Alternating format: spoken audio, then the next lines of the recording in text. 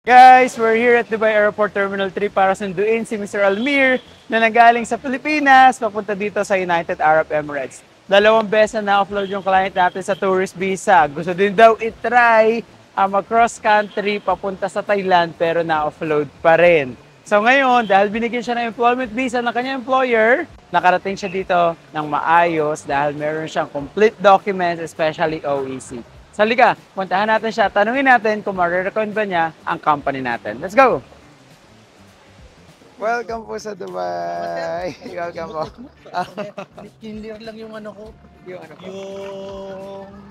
Yung upload ko, Yung upload upload ako. Apa. Balik-balik ako. DMW, wala akong record sa DMW. Mr. Almir is in Dubai. So nakakatawa naman kasi guys, na-offload na si Mr. Almir sa Pilipinas. Papunta dito. Ilang beses na po kayo na-offload? Dati may previous pa ako dati pero nabura na. Pero ngayon upload ako noong February. Ano, February? Bakit? Ano po nangyari? Magta-Thailand sana ako. Oh. Pero papunta rin ako rito mag-cross country na ano. Pero yung same company ko dati, nakahanap na ako ng company ulit ng bago ngayon dito. Wow! Yeah. So, mas okay naman po yung nahanap ng company. Oh, parehas ngayon, lang or din naman siya. parehas lang po? Parehas lang din naman siya. So guys, Same lang yung ngayon, trabaho ko. ngayon, pinrocess natin si Mr. Almir ng legal way. So, pina-approve ang job order and recruitment agreement at dinala sa Pinas para magkaroon ng OWA o ECP. So ngayon, nung nandun na po kayo sa immigration for the third time, kinabahan pa rin po kayo? Hindi po kasi legal yung ano ko. Alam ko namang legal. Sabi ko, magkakaalaman to. Dati na kasi akong OFW. Oo. Malalaman nila ako. Kasi legal ako, dumaan ako sa gobyerno lahat eh. Oo. Wala naman akong kinatatakot. Medical siya, nagpidos, may OWA o ECP. Inano lang ako ng immigration, pinapunta niya ako. Sabi niya, bakit wala kang record sa DMW? Pumunta ako doon sa DMW doon sa may ano nila. Yun, binigay ko lahat ng papeles ko. Okay na po. I-verify niya, balik na ako, tatak na. Pero diretso na. Yes, di ba? Napakabilis. Napaka-smooth, sir. Ang ginawa ng employer niya na nahanap niya is binigyan na siya agad ng visa. No? Nauna Binigyan yung ka agad visa ako, niyo. hindi nga nila alam eh. Hindi niya naman ginamit yung visa. Ang totoo, sir. Inano ko yun, ako nagganap ako sa YouTube, lumabas yung Kuya Bill. Ako nagbigay sa kanila. Kayo po nagbigay ako? Oo, sa YouTube ako nagganap ng sino nagpa-practice din sa Dubai. Eh, kayo yung nakita kong legit. Yes, thank you so much. Sabi ko, highly recommended, sabi ko. Hindi ka pababayaan. On time talaga yung ano. Opo. So, Basta makipag-cooperate ka lang talaga. oo, totoo sa kayong company niya. So, ganito po, nung pinrocess po yung visa ng company niyo, hindi niyo siya ginamit para pumunta dito. Hindi, dahil alam ko naman. Kasi alam niyo na alam ko ma-upload ma-upload kayo. ako, wala kasi akong Hanapan ng pinuto. OEC. Ayaw Okay. maniwala. Yung una kasi sabi niya, company rules daw. Opo. Ay ganun, nagbago rin yung ano niyan. Nagbago rin yung isip niya. Oo, so guys, kaya yung mga employer dyan na akala nila pag binigyan na ng employment visa, pagkatapos meron ng ticket, yun na. Kasi sa ibang bansa po ganun yun, mga Pakistan, mga India, ganun lang. Pero sa Pilipinas, ibang-iba po, kailangan ng OWA, ng OEC. At alam nyo ba, na ang visa ni Ceres matatapos bukas. Oh my God! Buti na lang umabot siya kasi kung hindi umabot, ayan, magkakaroon pa ng problema. Okay, so dahil naghihintay na po yung mga kasama nyo, marirecommend nyo po ba yung company namin sa pag-process ng Oo, visa? sa mga kababayan natin dyan, yung ABA, legit na legit to. Kung gusto nyo ng legal way, dito kayo sa ABA, highly recommended to. Sure na sure dito. Yeah, thank you so much po kasi si Sir ang patunay na nandito na siya sa Dubai at pinrocess natin ang lahat ng documents dito sa UAE. Siyempre with the help of our recruitment agency din sa Pilipinas, na-process yung kanyang OWA o ECP to. So talagang minadali namin kasi in case na na-expire yung visa niya, so gagastos na naman yung employer ng another visa. So at ang kagandahan dito, yun nga sabi niya, naghanap siya. So paano niyo po nakita yung trabaho niyo po muna? Yung dati kong previous company, parehas lang sila, magka-competitive sila. So, ano, Yun naman doon. Nanako lang sa LinkedIn.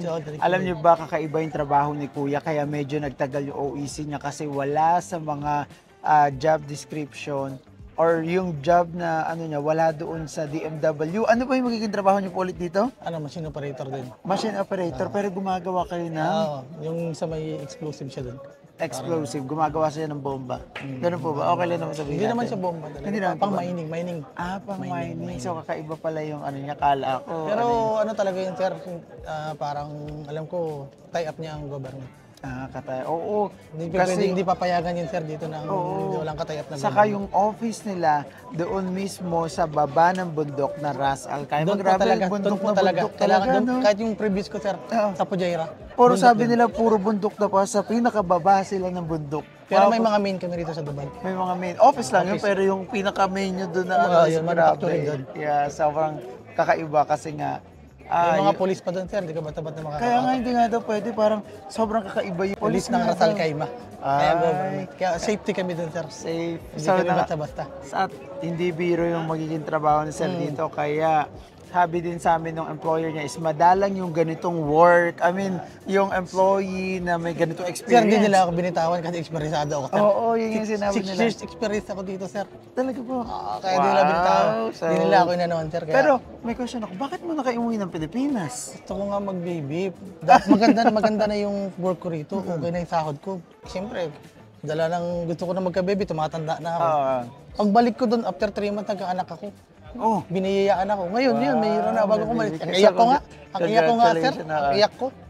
kasi Buso iniwan luwak, nyo eh. iniwan ko, liit eh. Ito na lang, susunod kuhanin yung mag-ina nyo. Yun, ganun Di ang ba mas gagawin ko, ako i-family visa nyo kasi pasok naman yung sweldo and everything. So, gawin natin yung Gagawin natin, sir, susunod. kukontakin ko na Para lang kayo. dito, habang bata pa si wife dito, mura ng bahay sa Ras Al Khaimah, di ba? Mura yun, sir. Nakita ko nga eh. Ang mura, sabi ko, mas mura.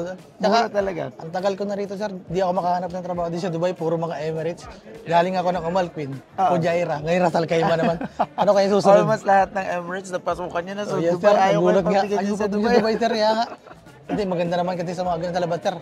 Less yung gastos. Hindi ako nakakapunta na mula. Nakakapagpadala ako na maayos. Nakakatulong ako sa pamilya ko. Yeah. Saka kung Ras Al Khaimah, mas makakatipid kayo doon. Mas okay sir. siya kasi ngayon, family mo na. Siyempre dati walang baby Wala na. ngayon. Family na Okay lang, na sir. yan. Okay. Opo. So, welcome po ulit dito Salamat, sa sir. Salamat. Dubai. Welcome po sa Sir, Dubai. maraming salamat. Thank you so much. Kukontakin ko po ulit kayo. Apo, wala problema. Baka maghahanap pa po kayo ng ibang kasama Oo, sa work pagka may kasi pag may mukhang nagsabi sa manager akin. po kayo doon. Ay! Sana, maging bisa. Ako unang Pilipino doon, sir. Kailan po? Ako pa lang. Yung mga yan, kasama ko sa trabaho sa previous ko. Oo. Ako yung unang magiging Pinoy doon. Sana kung maganda Yes. performance ko, magkaroon. Sabihan nyo Sabihan mo agad kayo. Ganun Basta ang mangyari galingan dyan eh. nyo. Oo. Oh, sige, Basta sir. galingan Salamat nyo po, ha. Sige Opo, po. salamat, Bye-bye sir. po. Thank you po. Thank you, God bless sir. po. Salamat ha. Sige po. Thank you po. At yun na nga guys, pag talagang legal way ang pag-process natin papunta dito sa United Arab Emirates from the Philippines, sa walang offload dyan. Basta nga naman may OEC ka, may OWA ka, hindi ka matatakot. Lalo na si Kuya, binigyan na siya ng employment visa before, hindi na siya tumuloy na walang OEC papunta dito. So, kinontak niya tayo, nakita niya tayo sa YouTube at nagpa-process sila. So, maraming salamat po, Mr. Almil, sa pagtitiwala sa ABA. At kayo guys, kung meron kayong mga kilala na mga may employer dito na willing kumuha sa Pilipinas, you may contact us, or else, kung kayo, binigyan na kayo ng employment visa or may mag-hire sa inyo, just message us, okay? Thank you so much. Bye.